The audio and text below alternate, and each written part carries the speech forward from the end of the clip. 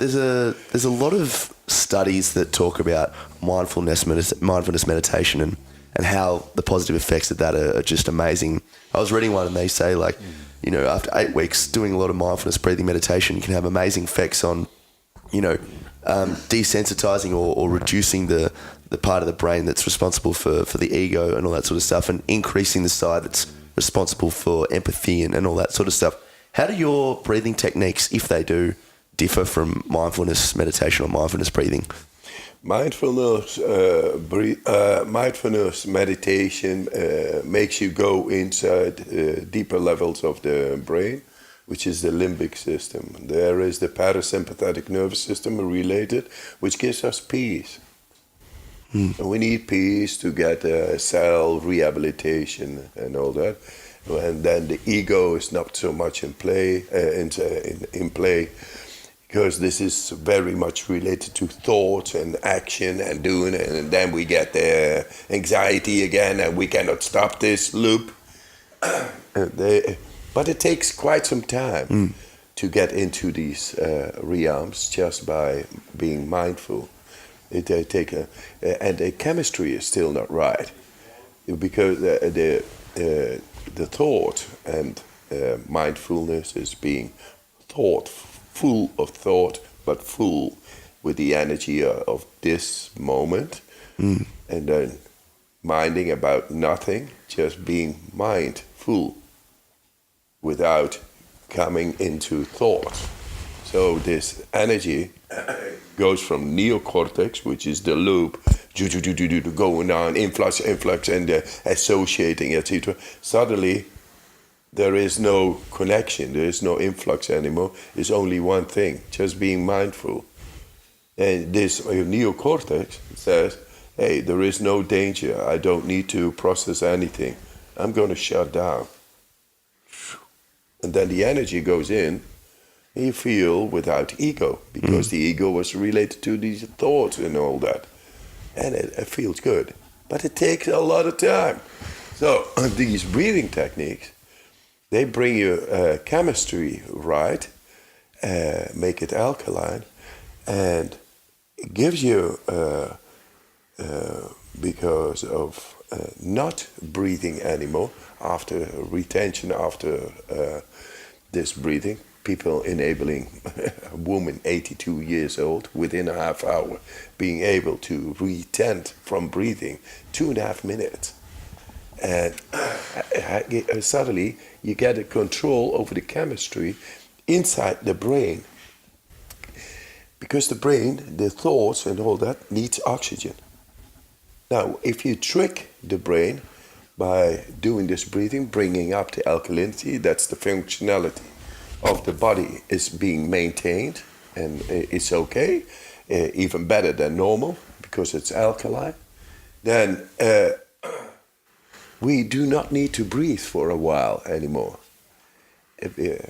Being alkaline, we take the oxygen because we want to be alkaline. That's chemistry. That's why we breathe. Oxygen is chemistry, it's part of the chemistry. If it becomes too acidic, then we breathe again. That's the way. So now we bring up the alkalinity. Then in the brain stem, we got a oxygen parameter. And it tells us, if there is too less oxygen, because the body got to be acidic, we cannot function anymore, we get the trigger of carbon dioxide to breathe. Now it doesn't anymore because we are alkaline. It's not sour, it's not acidic. So we are able to stay without breathing 2.5 minutes. And this neocortex, these thought processes, the influx, the daily stress, coping with it, needs oxygen. Now it's no longer there.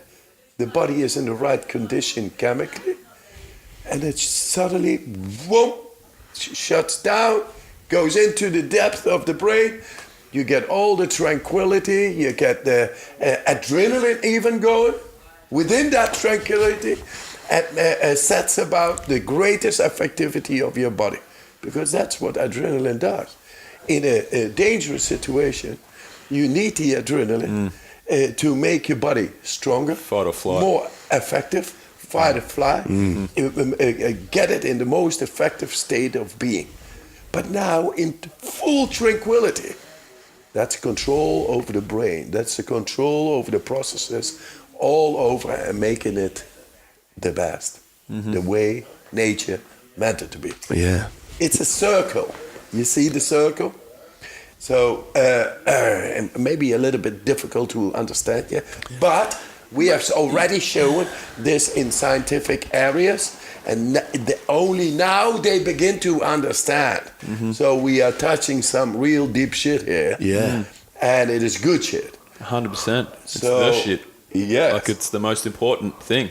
So the resume of it, mindfulness, takes for too many people have no control over this loop thing, going on and thinking I cannot meditate. And they're not changing their physiology and really shutting off that neocortex like you're saying, right? Yes. That's the actual change inside of your body rather than just slowing the thoughts, using your breathing. You're actually trying to shut something off. Yeah. Yes. And soaking the body in that. Yes, and it goes alkalinity. within 7 minutes. See, Yeah. that's such a good point. Way better than 7-minute abs. Yeah, 7 minute abs. Yeah, Yeah, man. 7-minute break. Let's do that today. 7 minute break. That's a new product for you. Yeah, The 7 minute Wim Hof ab break. yeah, that's some breakdance. Yeah.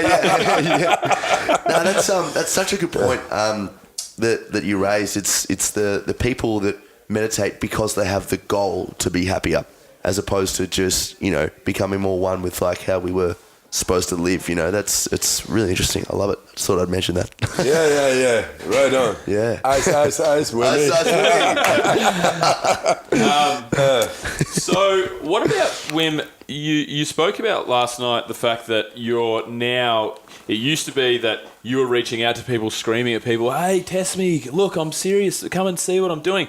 Then you obviously all these feats that's got you the attention. All these documentaries. Now the studies. Now people are coming to you. Yes. So now there's people throwing money at you. We want to do this study. We want to do that study.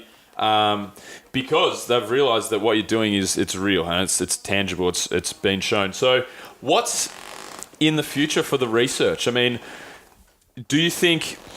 It's a very big question, and I don't want to offend any listeners that are struggling, go ahead. struggling with the things. more critical, the better. Yeah. I love it. No, but I mean, not offensive to you, but like to listeners. My question is, do you think that there's going to be times that we'll be able to fight cancer and other terrible diseases? This is what I mean. Like people obviously, I don't want to give anyone false hope, but like what's the future for this research? Where do you see it, and what are you?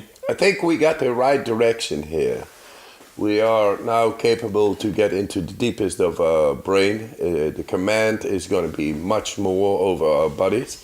And we are doing the research on inflammation, pain, psychosis, depression, and all. And that's not for nothing, because they found out that this is the key into it all. But we have to be going very diligently, because bold exclamations, we can beat cancer, depression, Alzheimer, and all that. I believe so. But I want science to back me up. Yeah. Sure. So I go for non-speculative scientific scrutiny. Bang, come on. Because I believe so, and I think so. I mean, how much depression does a rabbit have? A rabbit. A rabbit. I mean, all these mammalians. They look pretty bloody happy to me, Yeah. to be honest. Yeah, it's only Well, with there's that famous humans. expression that they enjoy themselves like rabbits. Better. I mean, yeah. Ice swimming. That's what it is. We are actually mammalians, but we have not the capacity of a mammalian anymore. So this one brings that back. Mother Nature, the nature of ours, the deeper physiology of ours, has the answers. Yeah. That's what I believe. But we need science to back it up. And now we got the measurement devices. But you know what? Science went really slow on this because there's no money to get there. Yeah. There's money to be lost for a lot of large corporations and companies that It's sell. money to be lost and Yeah. happiness, strength, and health to be gained. Yep. Where do we go for? Discovery Roger, go for deploy.